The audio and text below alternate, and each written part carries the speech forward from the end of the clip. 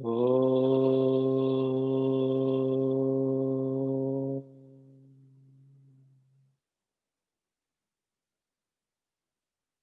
Om Sahana Vavatu Sahanau Bhunaktu Saha Viryam Karavavahai Tejasvinavadhitamastu Ma Vidvishavahai.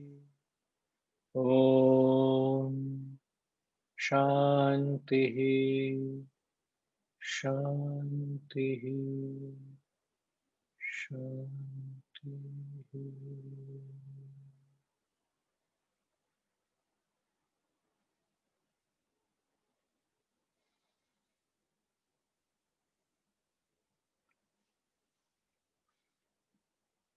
Verses 11 to 20. Bhaja Govindam, Bhaja Govindam, Govindam Bhaja Mudhamate, Samprapte San Nihite Kale, Nahi Nahi Rakshati Dukrin Karane.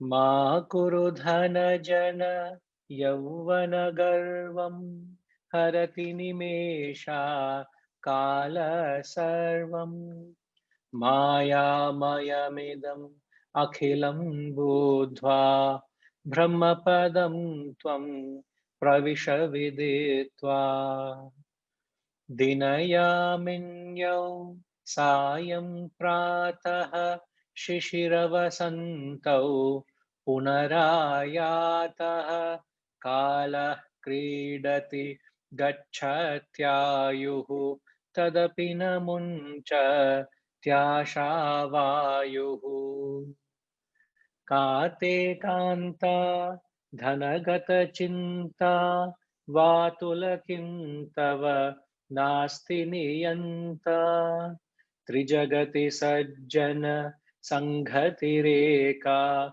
bhavati bhavarnava tarani nauka जटिलो मुंडी लुंचितकेशः काषायाम्बर बहुकृतवेषः पश्यन्नपि च न पश्यति मूढो ह्युदरनिमित्तं बहुकृतवेषः अङ्गं गलितं फलितं मुण्डं दशनविहीनं जातं तुण्डं वृद्धो याति गृहीत्वा दण्डं तदपि न मुञ्च त्याशापिण्डम् अग्रे वह्निः पृष्ठे भानुः रात्रौ चुबुकसमर्पितजानुः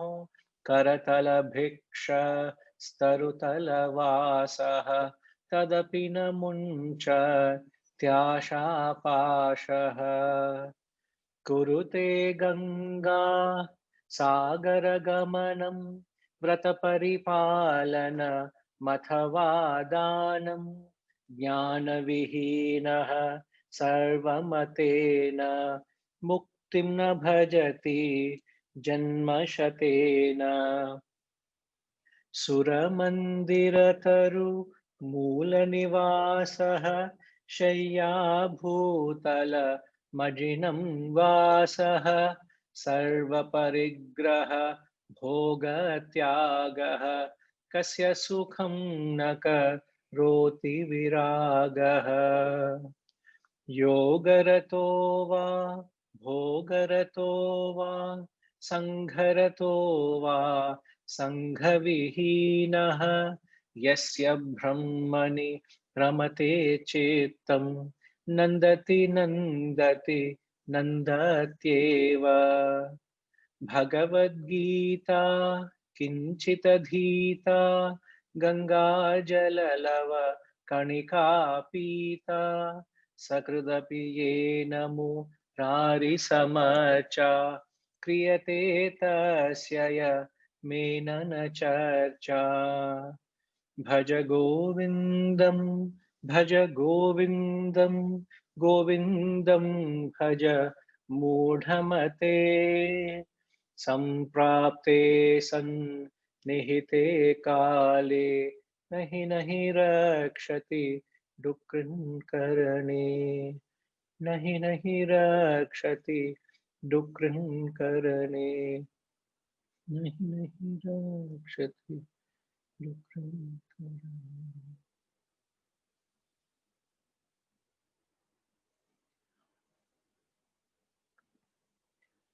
Hari Om. Namaskaram to everyone. The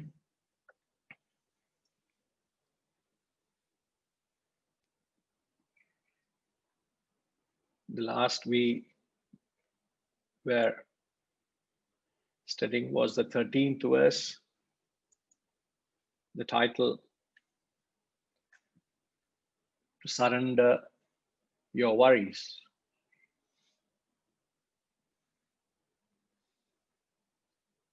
O distracted one, why worry over your acquisition and enjoyment? Is there not for you the ordainer? Vatula. Vatula means, oh, distracted. We're all distracted. By what are we distracted? We all are distracted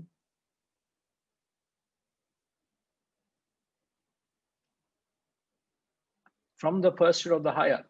We have lost our perception to life. We have lost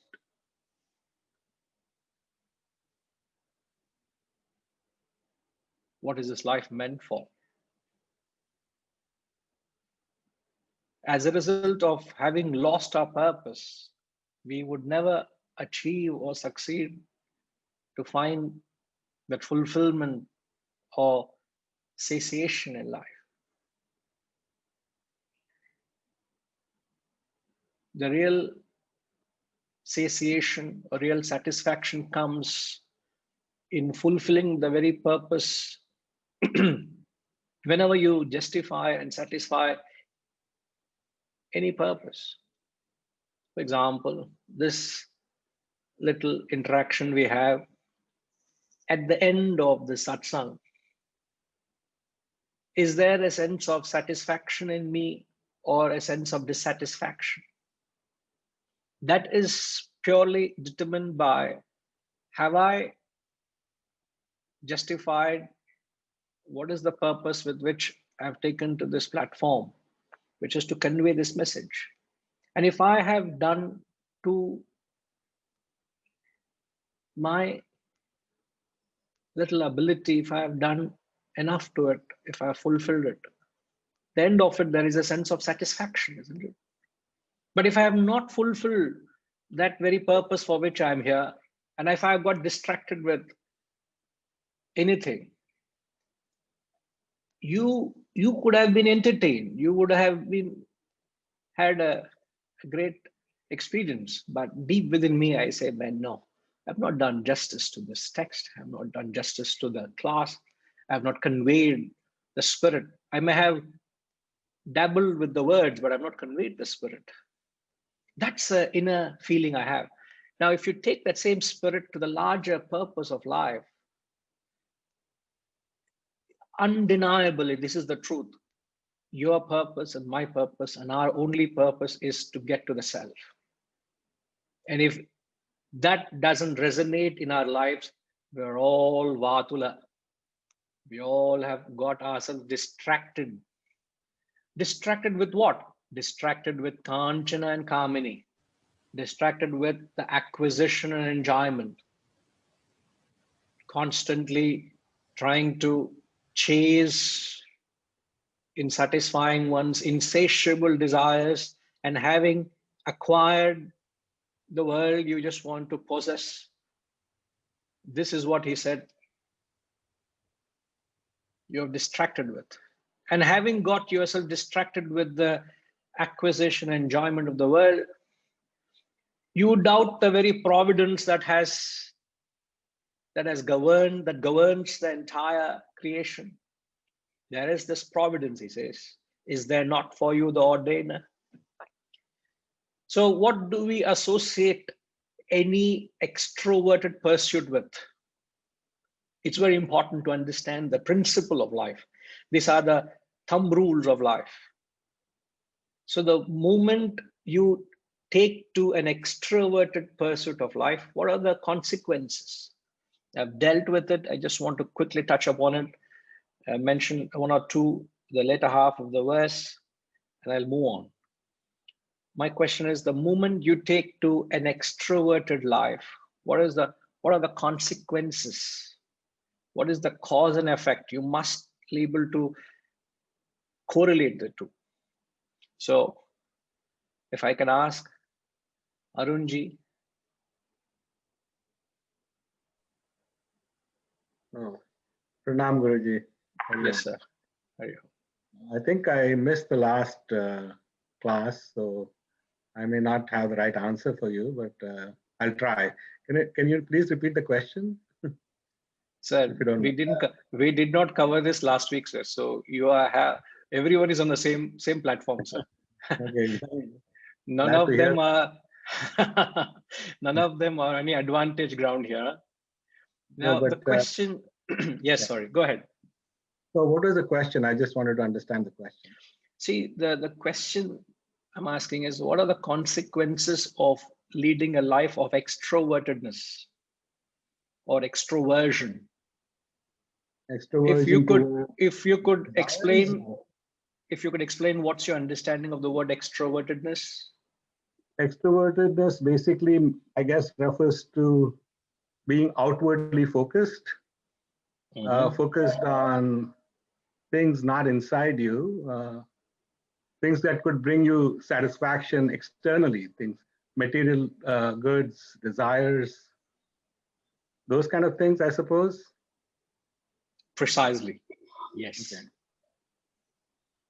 As opposed to being introverted, which is, focused on the self. You go inward, yeah. Right, okay. So the question is, yes, the question is, what are the consequences of leading a life of extroversion? You're constantly looking for satisfaction from external means, right? I guess you're constantly pursuing acquiring more and more, let's say, material wealth, the kind of things you think will bring you happiness. It may not bring you happiness in the end, probably not, but you is there a little doubt lingering there still? No, I don't think it will, but most of us, a lot of us, pursue that, pursue happiness from external, things that we think will bring us happiness, the material goods, the acquisitions, and so on, right? But it does not really bring you happiness. What does it bring along with it? It's an unending desire, of, I guess it probably brings anxiety and worries and puts you in that perpetual state of mind, which is not necessarily satisfying. Yes, that is precisely the context of the verse. The context of the verse. Ravindraji, if I could have the translation of the verse just for those who had missed, like for example, Arunji wasn't there, but just to give you the context of the verse we are talking. See, the verse reads this as, "O distracted one, why worry over your wife and wealth?" Wife symbolizing enjoyment, wealth is acquisition. Is there not for you the ordainer? In the three worlds, association with the good alone can serve as a boat to cross the sea of existence. So based on this context, I have expanded on the very title, Surrender Your Worries. So thank you, sir. So if one's mind is infested with worry and anxiety, with restlessness, with insecurity, with no peace and contentment, the underlying is your outlook to life, you're extroverted. This is the thumb rule of life. You got to, just like you look into a mirror and you look at yourself, exactly the same way, this is a mirror to your inner personality. If you have found yourself discontented, grumbling, dissatisfied, insecure, worried and anxious, restless, sleepless nights, it is because your mind has fallen a prey to the extroverted pursuit of life. And the only way you can checkmate it, many people, how do they, if I can ask, bring an Anant into this discussion. Anant, many people have this experience of the mental state of insecurity, restlessness, etc. You are able to relate to that mental state, Anant? Yeah, Pranams Guruji, yes. Yes. Yes. That doesn't necessarily mean that you are experiencing it. I'm just saying, are you able to relate to that, the concept? Absolutely. But what do people do when they find themselves insecure?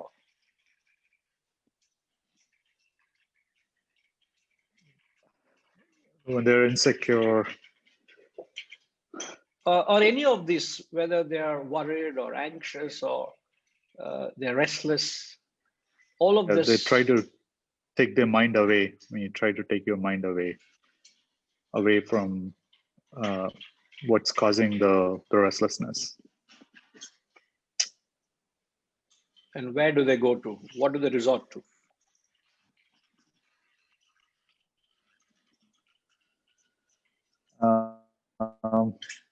Yeah, I mean, in the previous context, I mean, you're trying to chasing something externally to overcome your insecurity, acquiring different things. You're competing with other people sometimes. Yeah. And yeah, I mean, typically, I mean, versus you're trying to pursue something externally to overcome your current state of mind. And purely from a layman's perspective, how does one find a solution to that problem? If they haven't found that security with this much, they believe security is there with this much, isn't it? Absolutely. Yeah. If I'm a job just at a clerical level in organization, and your demands and needs and necessities and cravings are far more than what your resources can meet it. So you believe if I can advance my ability to earn more. So you believe if I get to the manager level, I think my life is set. I have everything right. How long am I to live in a rented apartment? If only I have a house of my own, I can call it, I can put my name and say, this is mine. I feel life is secure. Isn't it? The grass is greener on the other side, always. Yes, as they say. So one tries to offset that insecurity by further going more extroverted. They believe it is the more the riches, the more the wealth, the more they amass, the more they possess, the more they enjoy, they're able to counter the inner insecurity, the worry and anxiety, isn't it? But Absolutely. The more you go out, the more you're extroverted, the more you've lost your peace of mind. This is the thumb rule of life. Thumb rule. You don't need any more philosophy. You don't need any more Vedanta. As long as you realize that you are looking outward, that's going to be the source of your sorrow and misery. Let everything be as it is. But the moment you turn inward, what are you doing? And the verse says, is there not there for you the ordainer?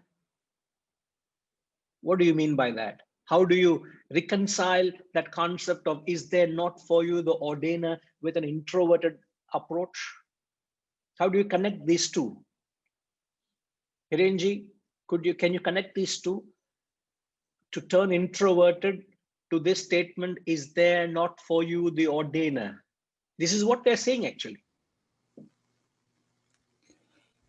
Yes, basically, while you are, one thing I'll add to it, then what you're saying is that while we pursue or try to go achieve to higher levels, even physically or objects wise as well, but constantly surrender ourselves for the results to the higher level, whether we call it God or something unknown that we cannot achieve.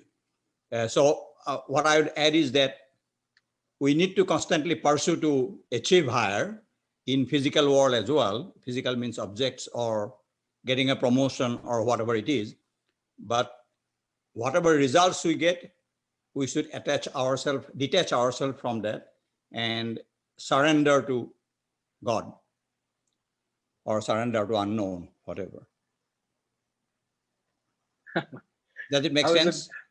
No, no, I understand. But how do you surrender to something unknown? Well, unknown means there is, I mean, as we say that we are making a lot of scientific progress, we are doing all those, this and that. And always there is something that we cannot answer, even if you call about death. And but how can a purpose of life have no clarity? You should have clear perception. Where am I leading myself to? See, I may not be able to perceive the role of divinity or providence or Dana, as he calls it, but can we mellow the same concept down? Mellow it down so that I can relate to. Have faith in a larger cause.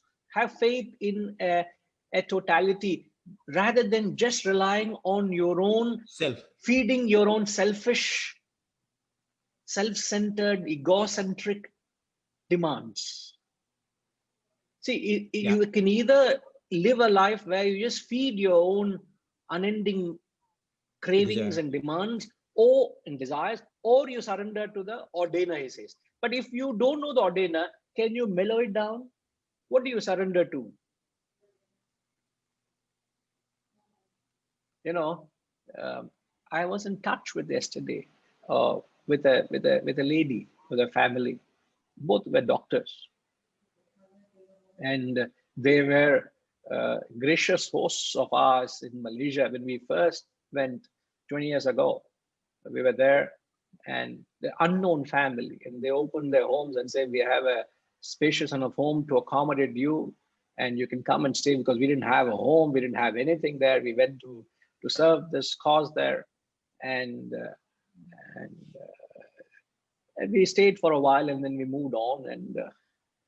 And she had been in touch with my lectures and the progress of the activities. And she said, when I would like to see a family, I would like to connect with you. And she sent me her number.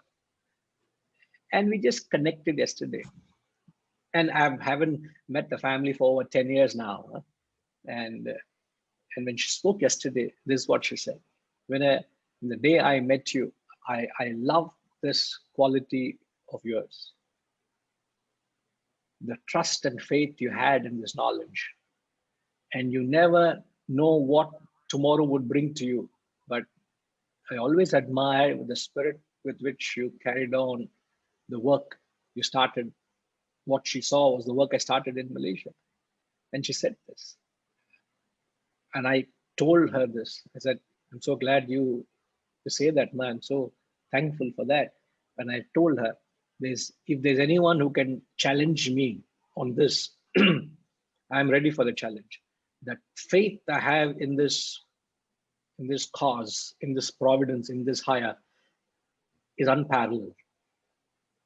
I wouldn't want to challenge myself because I'm no one, but at least I know what I believe in, that there is this divinity, and that is there. I see it so vividly, perhaps more clearer than I see you all.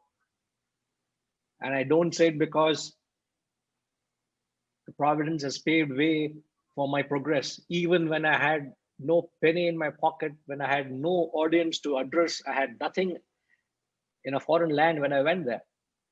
I had this unfallible faith in that Lord.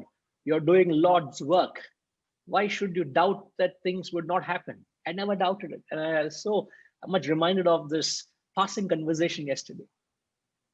So as we continue to do, and nothing is that mine is divine work and others is work of demoniac. I'm not saying that. It is the spirit with which you connect to the work, to the higher, makes it work divine, isn't it? It's not what you do that matters. Remember, it's not what you do. It is for what you're doing it that matters. If the work is offered as an offering to the Lord, it is divine work. So we'll have to attune to something which you would call it as divine. It may not be the ordainer, but what is it you can connect to which will help you to rise above your own selfish, egoistic, egocentric desires? I'm just giving you another line of thought where you can equate to. What is it you can identify which will help you rise beyond your selfish and egocentric desires? Because that is the path of introvertedness. Extrovertedness is to feed the desires, isn't it? So what is it that you can hold on to? Hirenji, any idea?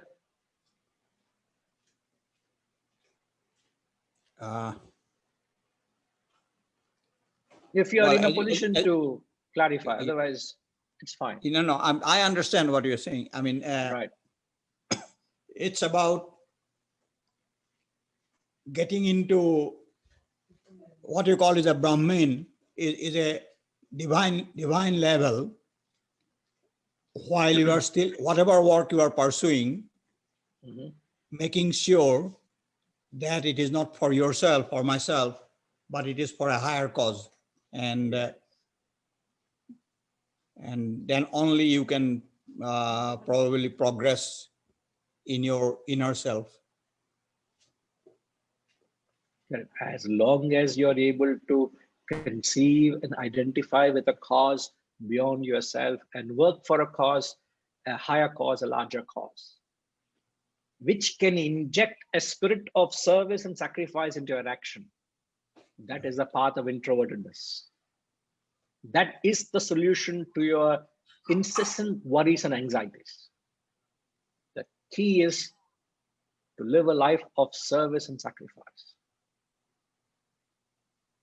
So what you are then doing is you're surrendering your little ego and your worries. You're rising above yourself, beyond yourself. And then you renounce, as you rightly said, you renounce the fruit and perform the action. Thereafter, whatever I deserve, I get it. That's what we analyzed last week, the law of karma, the law of causation. And to inject that spirit every walk of the way, that's when you lead a life of introvertedness. And ultimately, you say, it is the Lord. It is the ordainer. Thank you. Isn't it? All right. Yes. Vijayji, you want to say something? Pranam Guruji.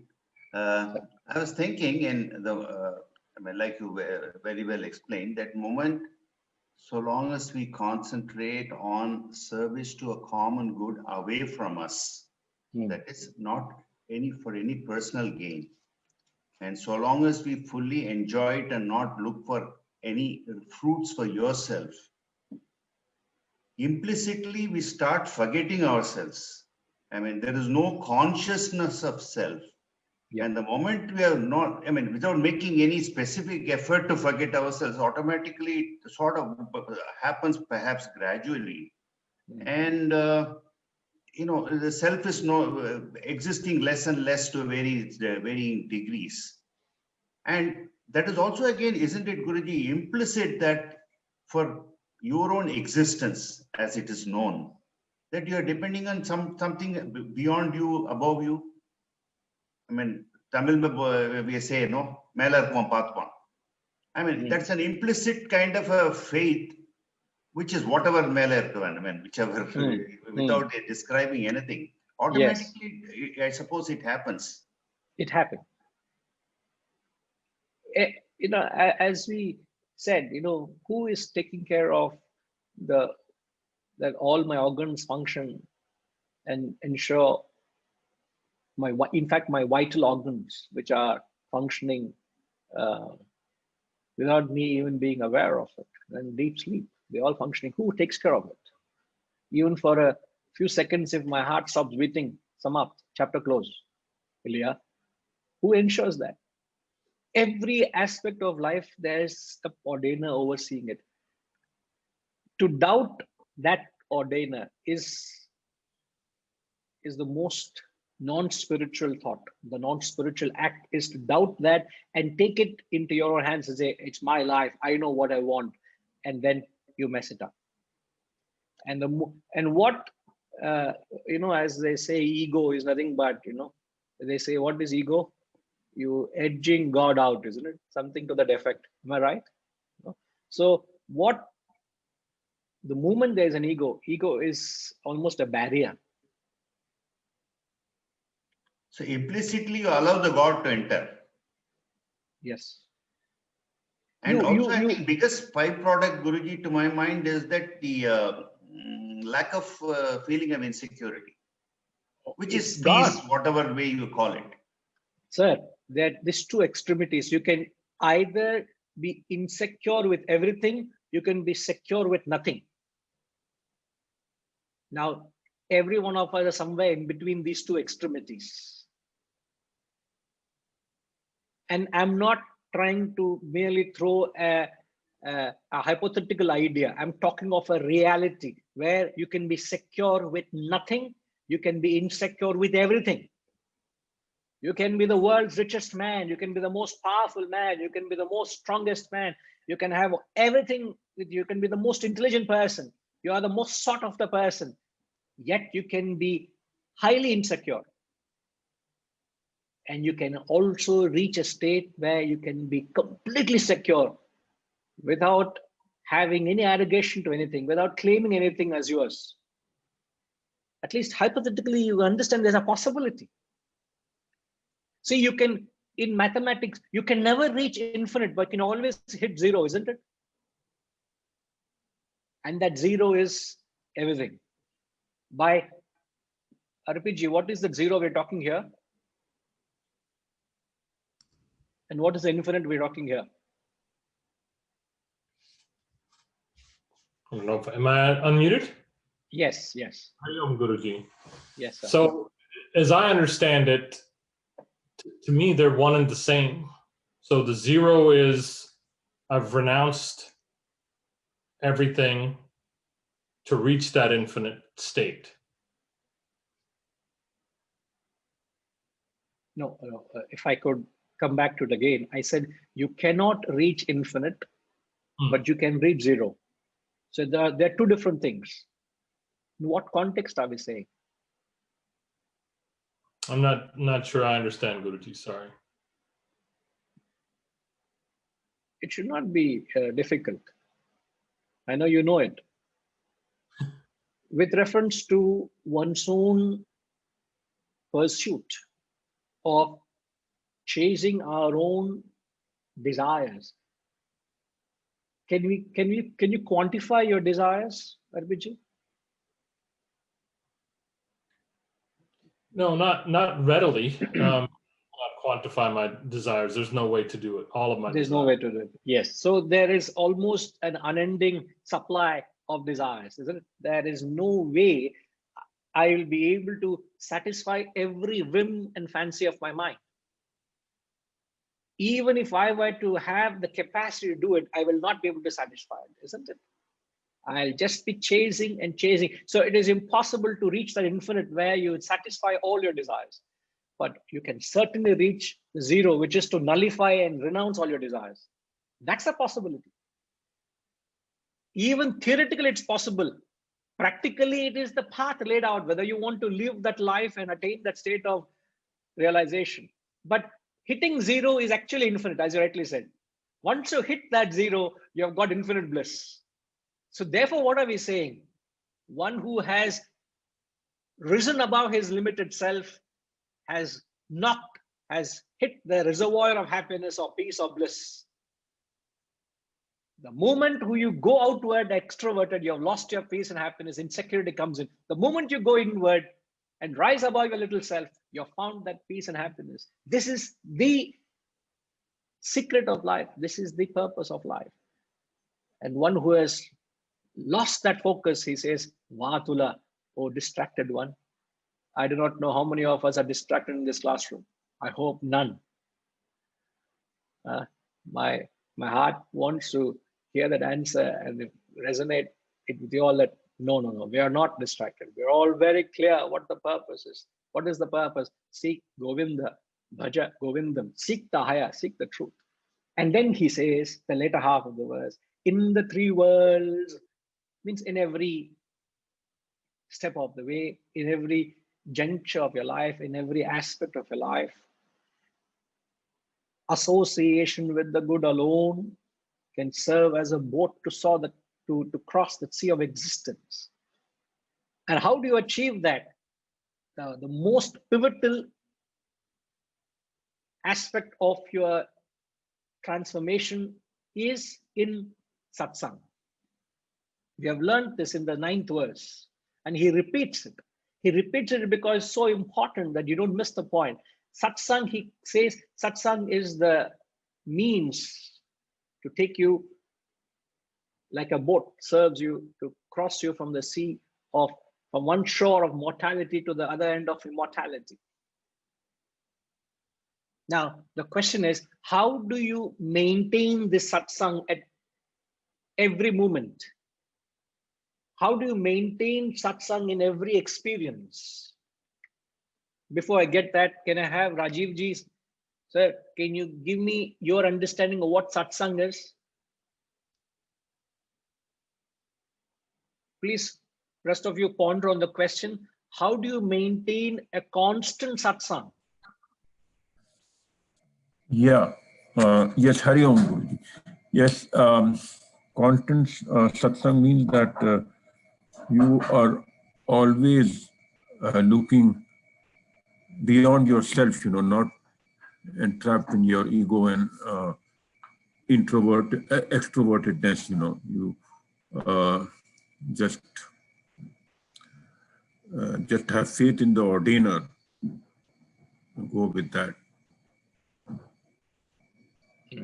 All right. Satsang, you're not wrong. Anybody else can define satsang to me? Arbiji? So it's maintaining the appropriate contacts at the physical, mental, and intellectual level. An appropriate, sorry? Contacts, the appropriate contact. Yeah. At those three levels. When he talks about the three worlds, physical, mental, and intellectual. Right. And how do you achieve that? At all levels, how do you achieve that constancy? So I think part of it is obviously has to do with your own studies, right? And maintaining that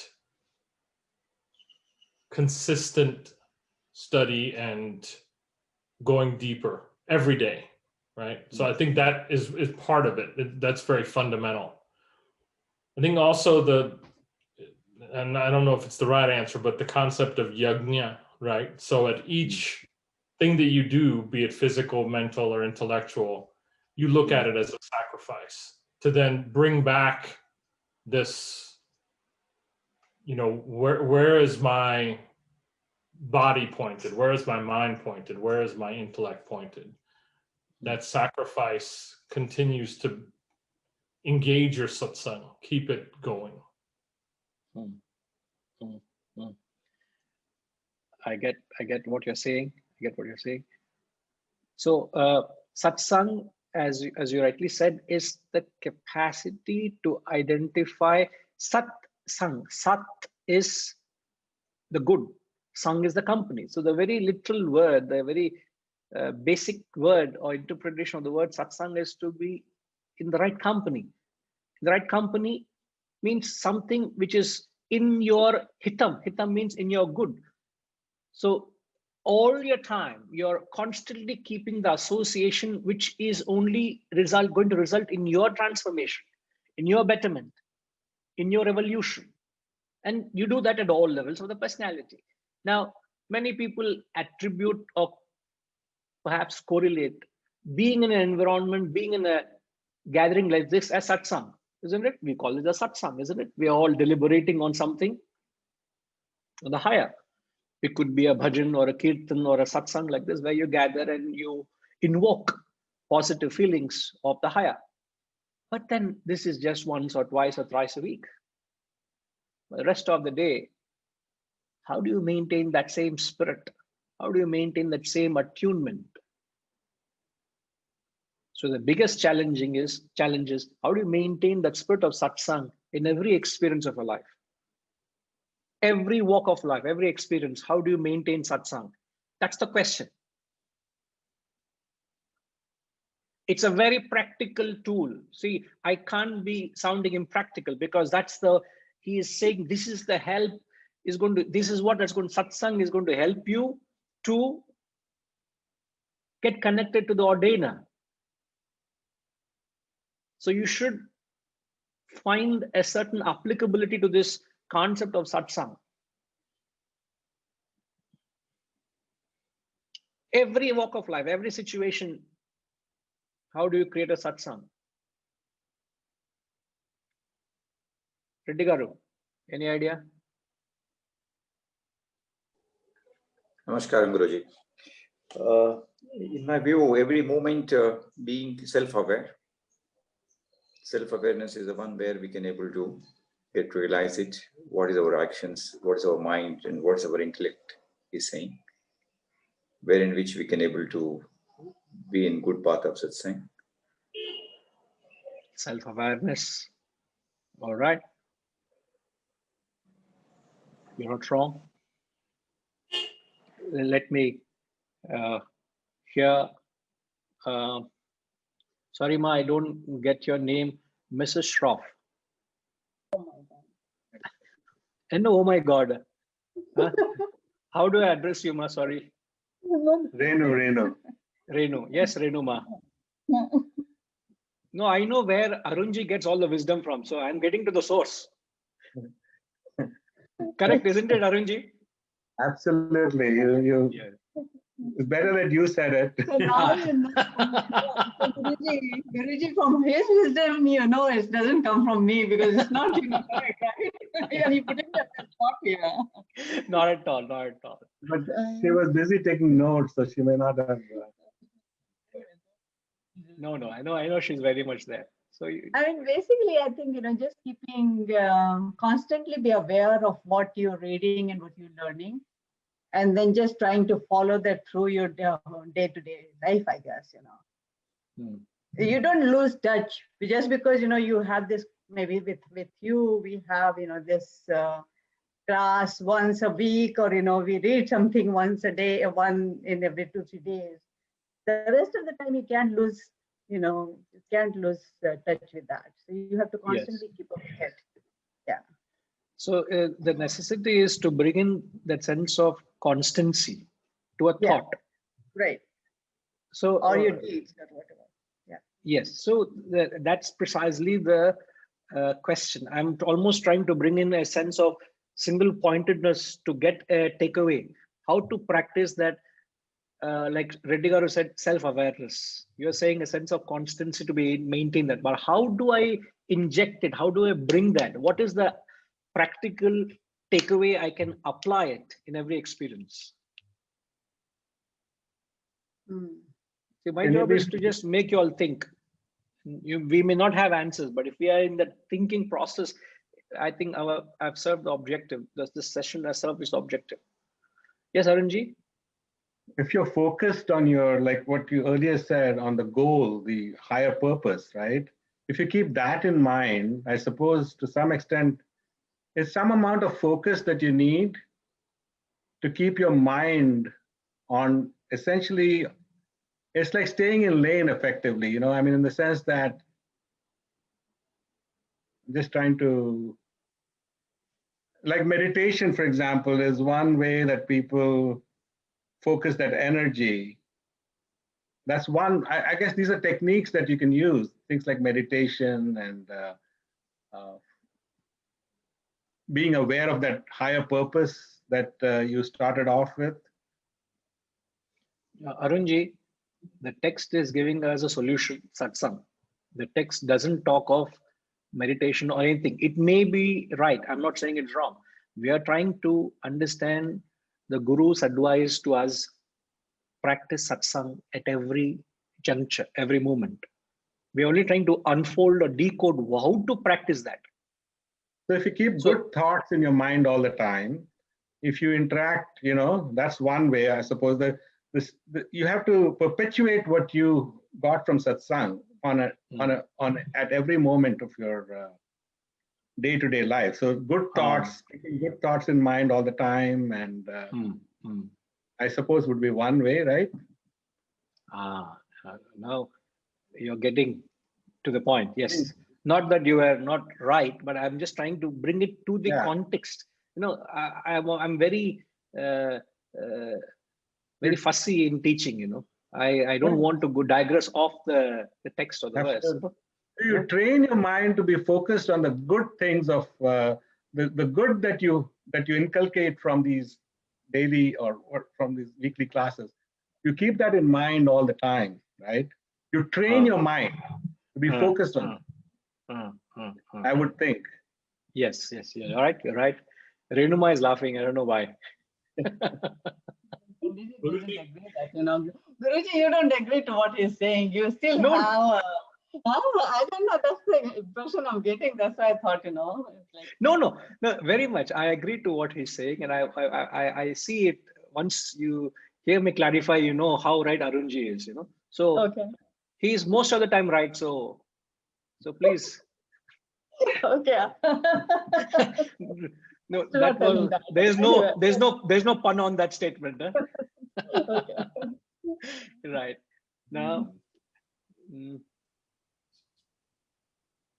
Setuji, okay, Arbitji, yes, please go ahead, sir. Then Setuji can. So practical terms, so are you getting at things like, so at the physical level, the food that you eat, the exercise that you do, to maintain that right intake in terms of those specific things, is that the type of practical? You can look at that way, but I'm talking of your interaction with the world, which are the multifold experiences. If you were to narrate all your experiences in a day, from the day you got up till the time you got to bed, you met different people, you have been in different situations, different circumstances, different environments. How do you practice satsang? With different roles you play, it brings a different dimension out of you, and yet you're still very well anchored to the satsang.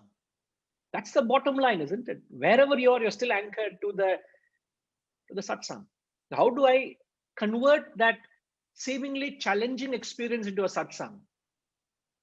It is very easy to see good in a good environment. If somebody is kind to you, you can be very easily reciprocative with kind gesture. But if somebody is cruel to you, he brings in a negative side of him. Somebody is trying, there are people very talented to bring the worst out of you. They are highly qualified. I don't know if there's a degree to that, we should give that degree and an applaud and all the certificate. They bring the worst out of you. They have that. But even in those situations, how do you translate or transform that experience into a satsang? You get what I'm saying, Arvidji? That is awareness, as Sri Reddy Garu said, self-awareness. As Renuma said, that constancy.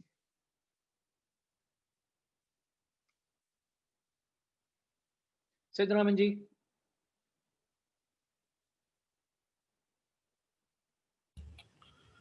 Hari Om Guruji, listening to the inner voice all the time, being in touch with what the intellect says,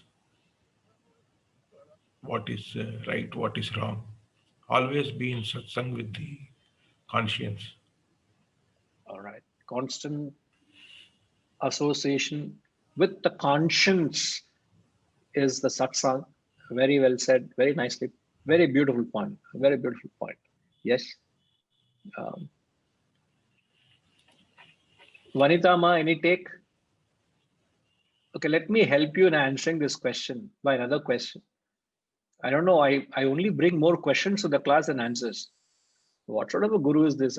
Only full of questions only. Ma, when you go into experience, what are the possibilities on offer there? When you meet a person, when you see a person, let's say example, A meets B, what does B bring to that equation in a relationship with A? What are things on offer? Do you understand the question? Is it the positive and positive reaction, or it could be like a positive and a negative reaction, or you can bring about a negative reaction, but the other person could act in a positive manner?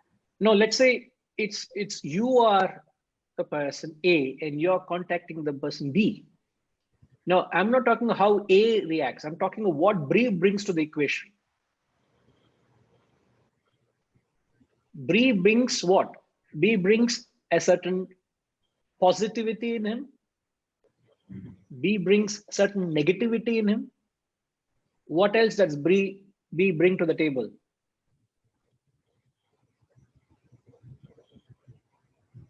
Maybe neutral, neither positive nor negative. Okay, I give you that. Beyond that, what else does it bring? What else does it bring? No, these are all the possibilities then for A to, it is there for you to see. Whether you have the perception, whether you have the vision, is then your capacity, isn't it? Satsang also your ability.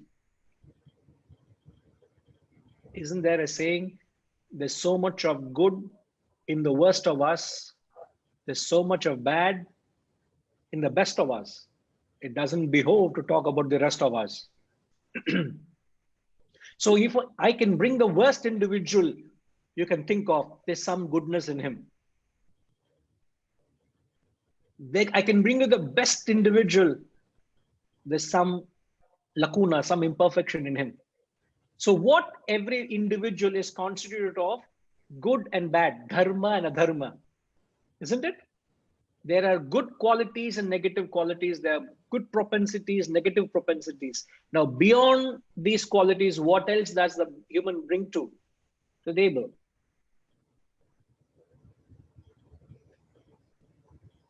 Anybody?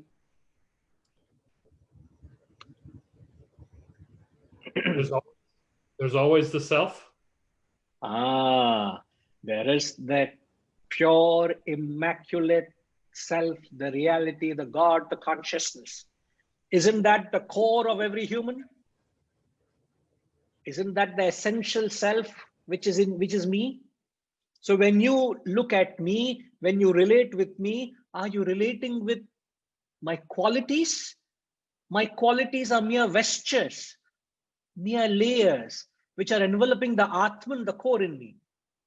So you can either choose to identify with the vestures or the innermost pure core Atman. Isn't it? Every experience, every situation, I can identify with the qualities or the Atman. Now, when I identify with the qualities, I can choose to identify either with the negative qualities or positive qualities. Because there is good in that worst individual as well. So the capacity to identify with the good in every situation, every person, every environment, every experience is the way out for you to maintain that attunement to satsang. Because wherever I go, whomever I meet, whatever I do, I am taking the good in that and moving on. That is a constant satsang for me. Or I can sit and complain about shortcomings and imperfections and drawbacks in every situation, every experience, every opportunity, and make it a dussang. I'm a pessimist. All the time I'm only seeing what is shortcomings, what is negative, what is lacking in every situation or person. Or I start looking at what is goodness in that person. And there are two terms to to differentiate. Anand, when two people talk about a common person, and when they talk about the negative of a person, what do you call that? Gossip. Isn't it? When two people get together and talk a shortcoming or negativity of a person, it's called gossip. But when two people get together and pick up a quality which is adorable, which you want to emulate in a person, what do you call that? Very rarely done, isn't it? Forgetting the word itself. I don't know if there is a word. Is there a word? I don't know. Admiration. Admiration. Yeah, that's a good one. Yeah, yeah. You admire, you're correct. Or you could say, perhaps you're analyzing that person's character. It's a character analysis. So even in that little interaction, you're only seeing the goodness in that person. It is so easy to fall a prey to negativity. So easy. And we do not know how much of negativity is engulfing us in every situation, every experience. If you have that acute awareness, as Reddy Garu said, an acute awareness, to be able to see that negativity, that there is negativity, and how can I counter it? And the moment you project that positivity, as the law says, what goes around comes around, isn't it? So if you're able to connect that energy, that vibe of seeing goodness in another person, and then someday you will rise beyond the vestures and see the pure Atman within.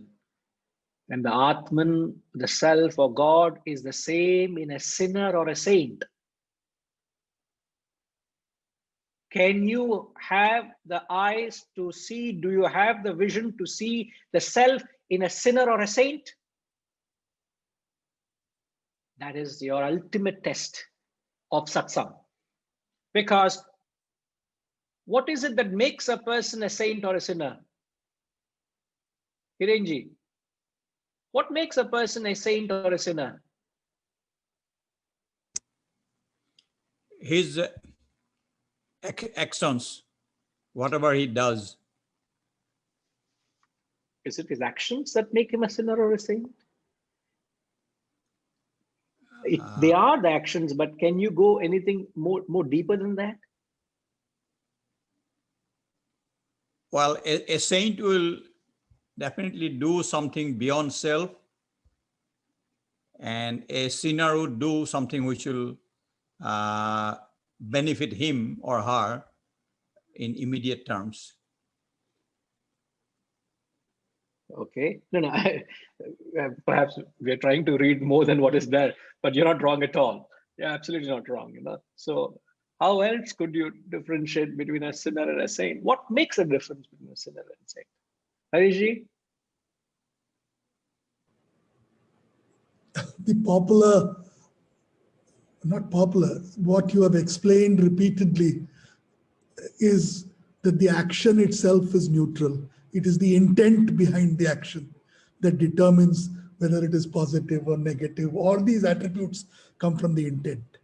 And therefore, I think to go for more, to put whatever you're saying in a slightly simpler terms, more contextual with the verse, is that if you assume that everything is changing in the world and every object and being is changing, and that there is only one constant, which is the Atman, which is the ultimate truth, then the moment you want to achieve constancy, you have to focus on the constant and not on the changing world. And therefore, they are talking of, when you always focus on what is the constant or the ultimate good, then you're focusing on what is the essential goodness in everybody. So you're going behind the action. So while your body and could be physically, you could be in an environment, you could be in an ups and downs in the sea of life, but then mentally you are focused at the level of the good, or ultimate good, truth. Yes, Ji. If I could just, no, you said absolutely right, Harish Ji, absolutely right. If I could just come back to that question of a sinner and a saint. The sinner and saint are only in your perception. You make someone sinful, you make someone saintly because of your own identification. You identify the negative in a person, you make him a sinner, you curse him. Don't you? Are we right to say, Arpitji? When you see a negativity in a person, you're not able to accept it. You have a certain animosity, a hatred, a bitterness. You complain, you grumble. You make him a sinner. But the moment you see a goodness in a person, you start admiring him, as you rightly use the word. You are charmed by his personality. You are influenced by his character. You admire him. You worship him, in short. So what are we concluding? The world is nothing but a projection of your own perception, your own mind, your own thoughts. There's nothing out there. Sinner and a saint is your projection. What is there is pure divinity. You're projecting something onto a person. At some point, you could have hated that person. At later stage, you may start appreciating or liking that person or accepting that person for what he or she is. The moment you start accepting a person for what he or she is, you don't complain that person's nature anymore. You say, that's what he is, so it's okay. You start to forgive that person. You don't complain anymore. You don't grumble. So slowly, if you're able to identify with the goodness, and the only way you can identify the goodness out there is by changing the pattern of your thoughts. When you change your thoughts, you're able to see the world differently. So satsang is the capacity to see the goodness, ultimately to see the Atman, the reality which is everywhere. That's a different ball game. It's a different ball game, but you will get there. You will rise beyond the qualities and the vestures and get to the self. Hirenji.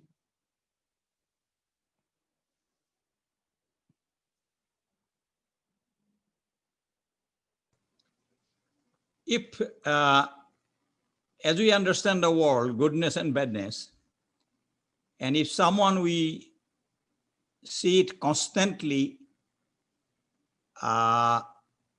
being bad, so-called bad, and which goes completely against the goodness of the world or goodness of everything, how can our thoughts be changed about that person?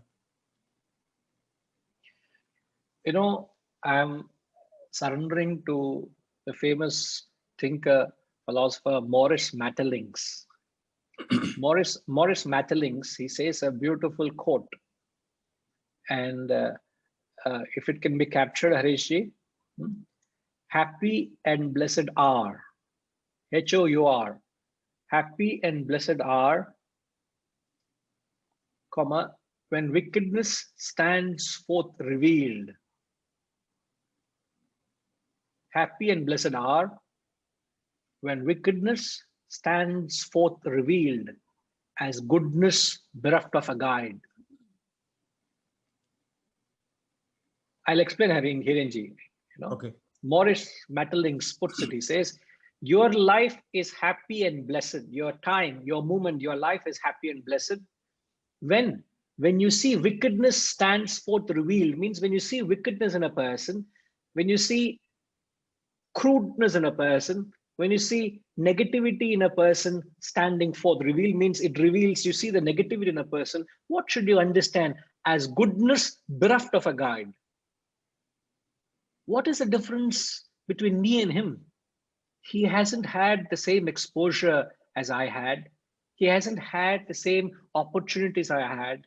He didn't have the same parenting, etc., etc., etc. Because of that, he is appearing imperfect and crude and wicked.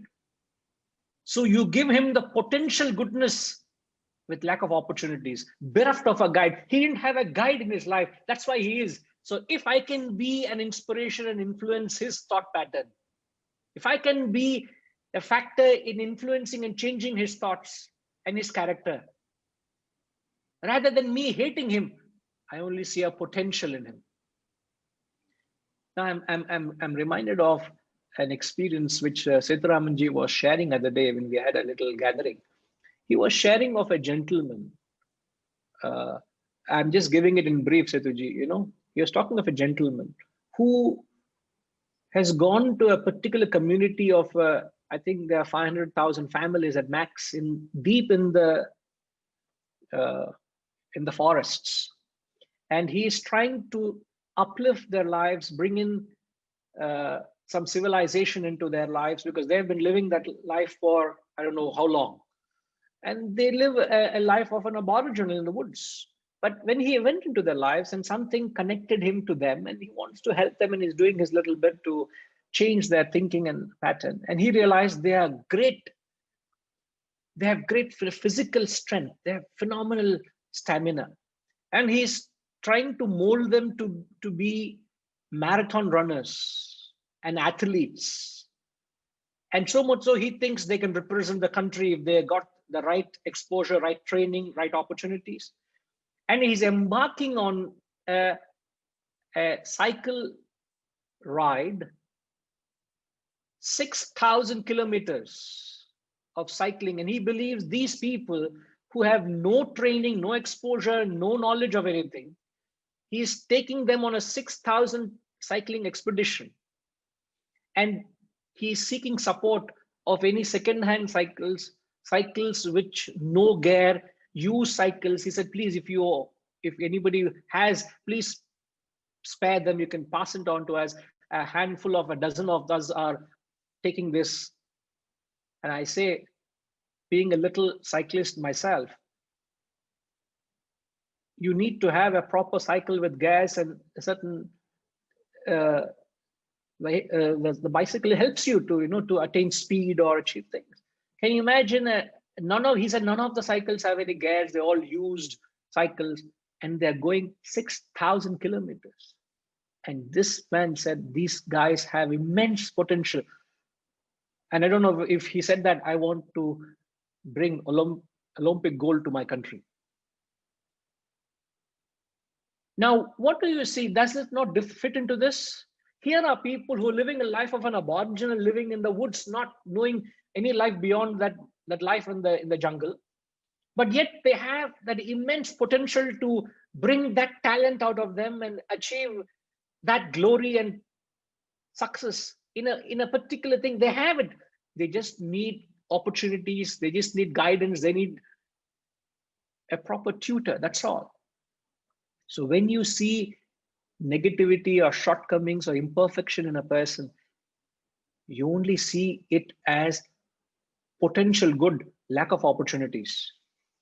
So you don't hate that person, rather you become that guide.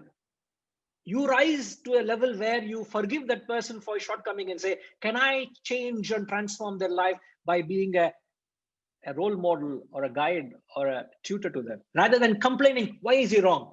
See, the capacity to see goodness even in the worst.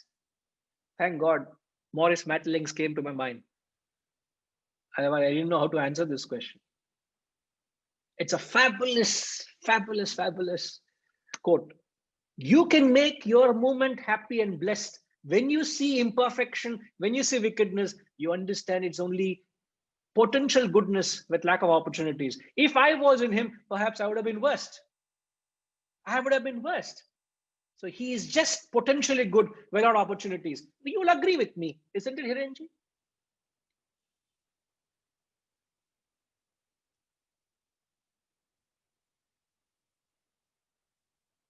I do agree in principle, to be honest.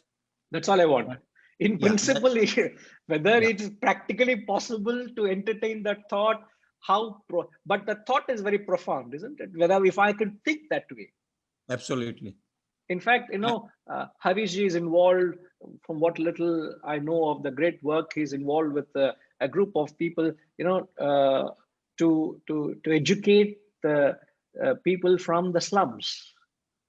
They have this huge network and infrastructure facilitating education in the slums, and he can talk rest of the class. In fact, there's nothing much left in the class for him to talk, but he can take you a seminar by itself. He can give you how these children who have no opportunities because they're all in the slums, and how if you give them the education and how they can excel and succeed rather than leaving them in those situations. If I can go and impact their lives. I think there's a program called Impact, isn't it? I heard this word somewhere, impact. So it's just thinking in that lines, and to bring that idea into the little equation with me and that person, or that situation where I'm not able to resonate with that person. Give him the benefit of doubt. Rather than being judgmental and dismissing, just give the benefit of doubt. That's what the quote is saying. Just give the benefit of doubt. He didn't have the opportunities and exposure, man. So the moment I engender hatred and animosity, who is the sufferer, sir? Hirenji? If I engender hatred, who is sufferer? Just myself. Myself. If I'm able to forgive the other person for his shortcomings, who is the gainer? Well, again, myself. Myself. So I'm only saying at the thought level, what holds you back in thinking positive? What holds you back? What holds you back in mentally forgiving another person? I'm not telling to go and shake hands with him, but mentally you're forgiven him for his ignorance, for his shortcomings, for his stupidity. You have mentally forgiven him. He's childish. I have mentally forgiven. So my life is peaceful and happy and blessed.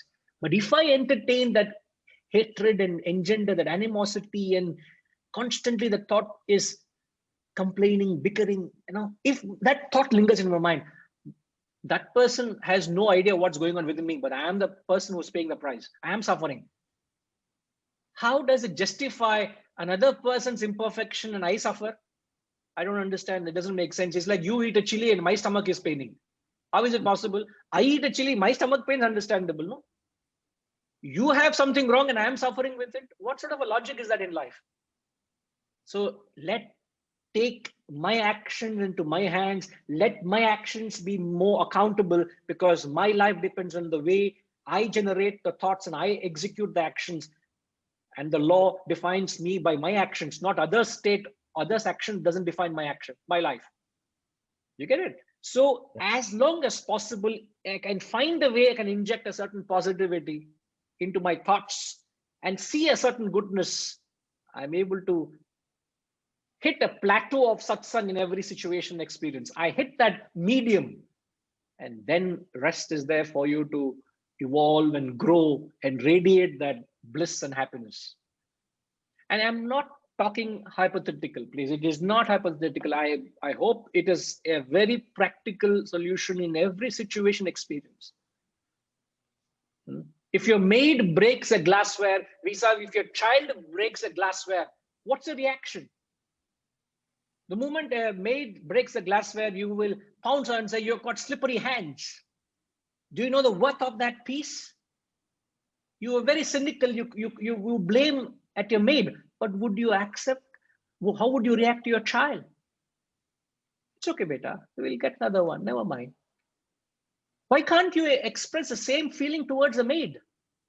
Why do you have to be so cynical, and why do you have to be so dismissive? Yet that lady is serving you, not intentional. Can you forgive that person?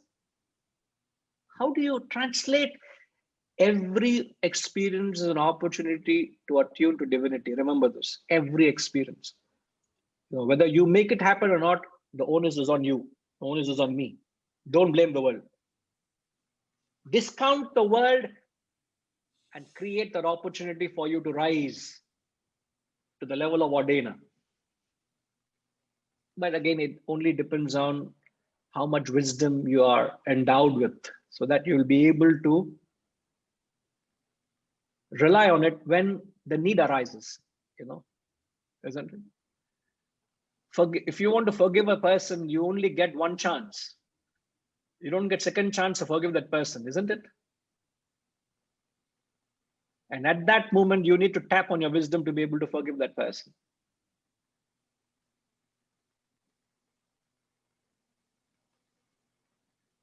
So I hope we have done. Every time I take to this opportunity, my objective is to do justice to this great wisdom, because there's so much out there. There's so much. These words are pregnant with meaning, and I only breathe a sense of satisfaction when you have done justice to the text. It's very easy for me to move on. So please bear, and please be little patient with me, because I'm only trying to do justice. I will not be happy if I do injustice to this great text by not conveying the message. Right. So I hope you see a sense of applicability of this verse, or the text for that matter. Okay, Hirenji? We will come back. Om Purnamada Purnamidam Purnat Purnamudachyate Purnasya Purnamadaya Purnamevavashishyate. Om Shanti Shanti Shanti. Hari Om. Shri Guru Bhyo Namaha. Hari Om.